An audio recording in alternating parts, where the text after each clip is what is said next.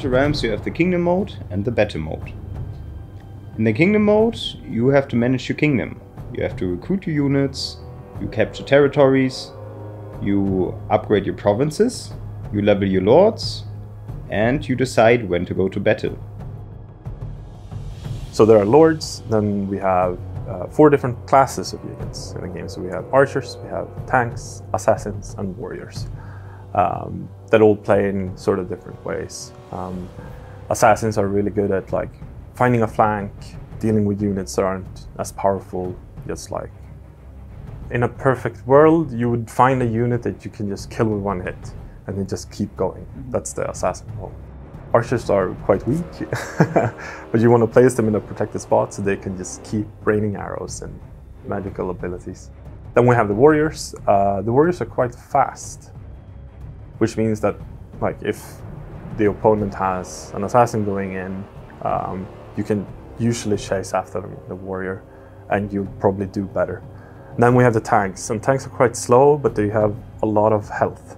So they're really good at that sort of like, oh, I found a chokehold that I don't want the enemy to pass. I'll just put my tank unit over there, and he'll stand there for a while, and it's gonna be good.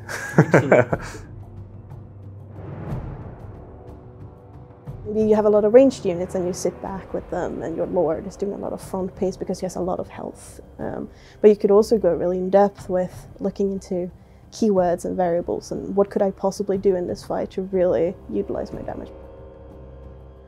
So in Immortal Realms we have more than 24 different lord classes. These lord classes define how you play with your lord. For example, you have the more fighter-orientated classes, which will improve your attack damage or your armor or your health. And those are the lords that you just send in up front and kill everything in their way. And then you also have other classes, for example mages, who usually benefit from staying in the back line and performing their spells. There'll be a variety of ways to show these units, such as we have some that are like purely animals. We have some wolves and bats we can see in part of the beta. And there are also all different kinds of horrors when it comes to the other clans, for sure.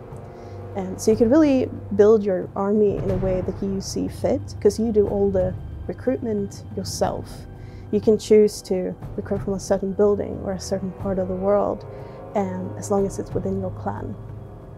Some of the things that we tried to push for is basically, even if you're not that good at the micro stuff, like the combat overall, let's say, you can still be a really good strategist and have a really good like macro plan and still have that work out, because you don't have to take every combat. You can auto resolve some combats, and the other way around. Like if you're not really good at the macro perspective, maybe your like economy and all of that isn't really your thing, then if you're really good at combat, you won't lose any units. So, so you have that going for you. So that's very interesting, seeing different players like approach the game in different ways. Like some people will take like half an hour or more on just like focusing on the combat and doing everything like very precise. And other players just rush the combat because it doesn't matter, because they have the other part of the game like completely under control. We're always looking for the feedback from our players, and based on that, we can improve the game. I think that it's very valuable to work together with them, and we want to continue doing that even after the release of the game.